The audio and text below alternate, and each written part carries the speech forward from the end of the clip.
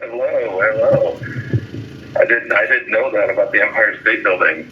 Yeah, we just saw that. Nicole just uncovered this news right here live at the Vigil. So Breaking news. yes, it was breaking news to us here at the Vigil. And a call to And Nicole action. got right up, and the call to action was made. We will not stand for this death jab promotion. Oh my goodness. How are you feeling, Matt? I'm doing good. I'm doing really good, actually. I'm doing really good. Today's been kind of a restful day. I think the weather out there was pretty cool, right? Yeah, it is. The temperatures are cooled off quite a bit. Yeah. It looks like it's been kind of an overcast, kind of pleasant-ish kind of fall day out there.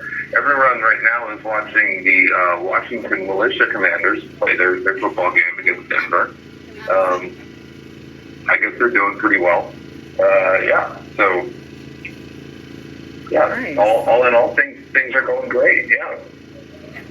Well, I'm glad to hear that you haven't lost your voice and you don't sound like you're deathly ill. So that's great. No. Yeah. I mean, sleep is the best medicine, but next to that, Cajun shrimp ramen seems to be a close second. That's funny. Yeah. For some reason, it has turmeric and chicken broth in it, so that seems to be a really good combination, along with the Cajun spices. It works pretty well.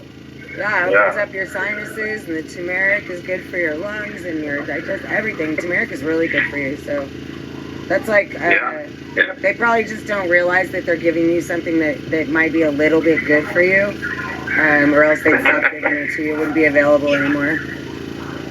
Yeah, I'm tired of opening up my tray and asking myself, what would you call this?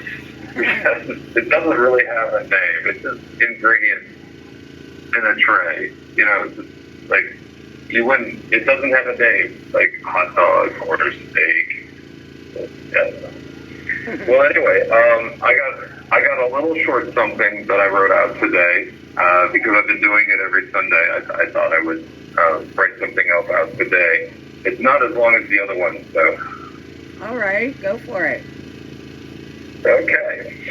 The acquittal this week of the two conservatives who were framed by the FBI and its governor with kidnapping is by far the best news the American conservative Gulag community has heard in a long time.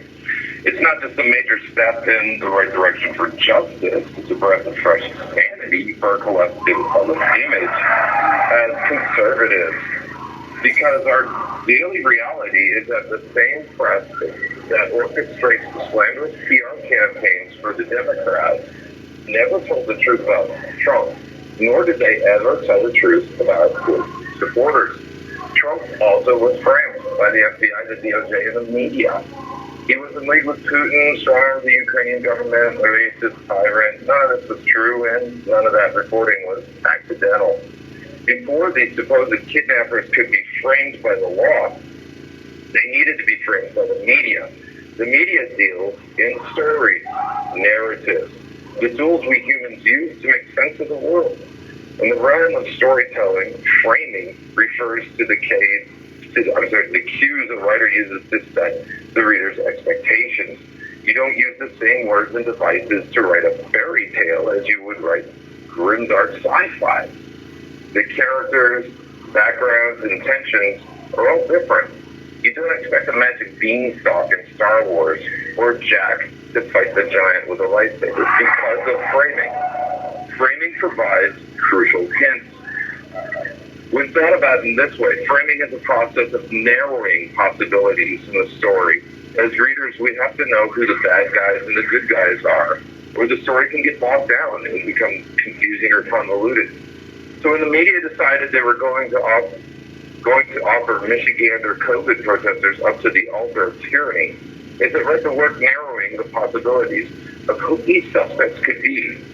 They were conservatives, so of course racist.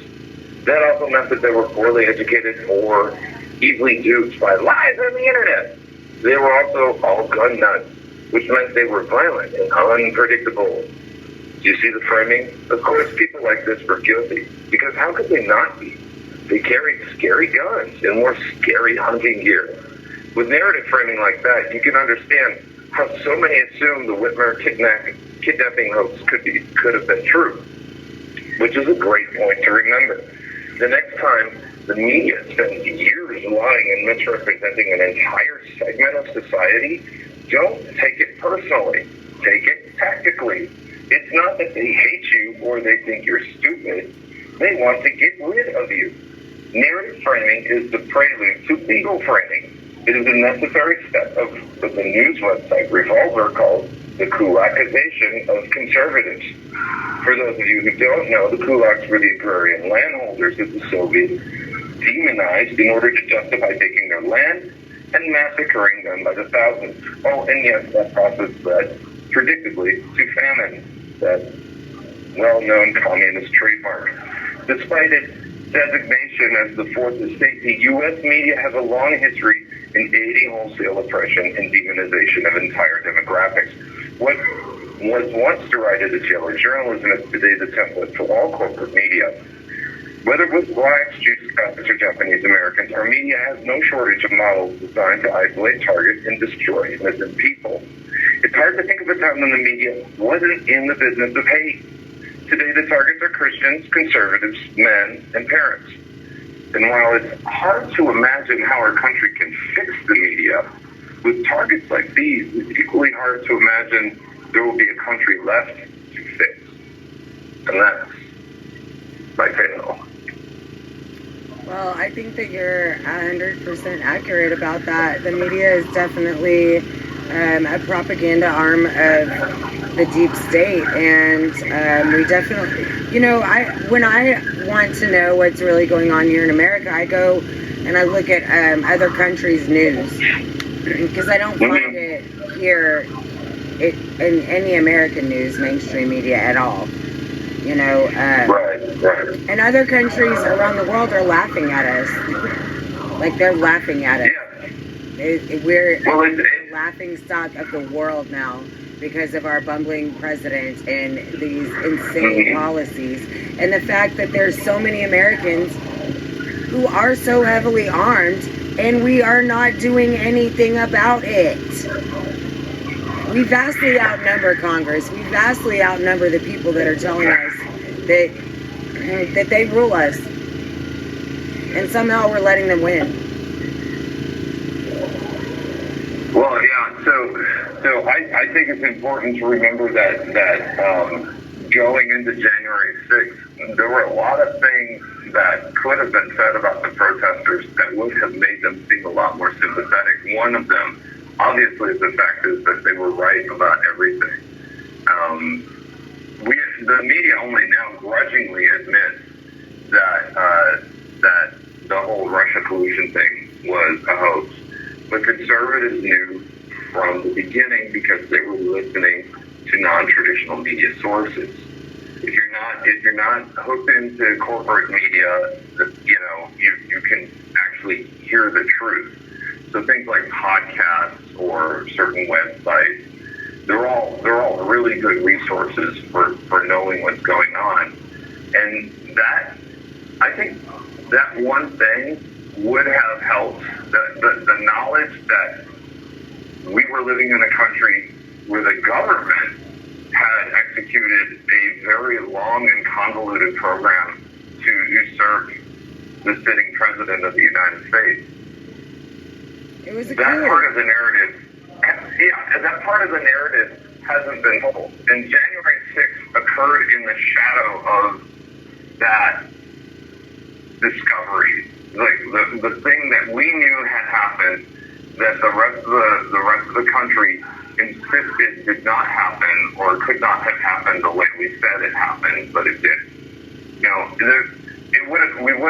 I think the protesters would have come across as much more sympathetic if the grievances and the story up until that point had been told in full. But you don't get that from the media. The media is loath to say that we are the heirs of the anti-war movement. We also have a lot of Occupy Wall Street in our DNA as well. The only difference is Occupy Wall Street wanted to exacerbate the problem of corporate control by basically putting everything under government control, which is essentially consolidating power even further. Whereas we see small businesses and mom and pops as being a necessary thing for our economy and our own personal freedoms to survive and thrive. Because America's one of the biggest parts of our economy, obviously, is small businesses. But we're the ones who are taking that sort of anti-corporate message. We're the ones who are taking that anti-war message. And these are really newsworthy things, and the media doesn't report on that at all. Right. The media talks about us like we're I don't know, that we're all like terrorists, Unabombers hiding out in our little backwood cabins, and so I think it's really important to think about that. That the whole story has not been told, and that the media has deliberately been framing us for years now, trying to fit us into a box. And the reason why they've been trying to fit us into a box is because they wanted to get rid of us. It wasn't just to make fun of us. It wasn't just to laugh at us. It wasn't just to call us stupid or to make us feel ridiculous or worthless. They want to get rid of us. And you can see that. A really good example of that would be the Ryan Riley guy, who's a media personality and is also big with the sedition hunters. I mean, that's the two roles, sort of role. You have 1 minute remaining. So that's my speech. Well, it was a good one, and we appreciate it. All right. Well, you guys have a great night. I hope that you're all staying healthy because it is getting cooler out. And I want you all to know that we totally appreciate you. Our families appreciate you. And you are a part of what makes America great. Well, thank you so much. That is a very sweet thing to say. We love you, Patriot. You keep your head up and eat some more of that soup so you can stay strong. Okay. I'll try. All right. Well, you're at the anthem. All right. See you then. All right. Good night. Bye.